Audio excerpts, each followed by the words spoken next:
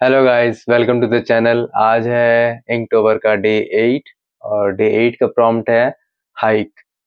So it's related hiking and जो भी हम लोग को मिल सकता है रेफरेंस इमेज हम लोग देखेंगे पिंटरेस्ट में पहले। एंड थोड़ा बहुत देखने के बाद मुझको अच्छा खासा एक रेफरेंस इमेज मिला है।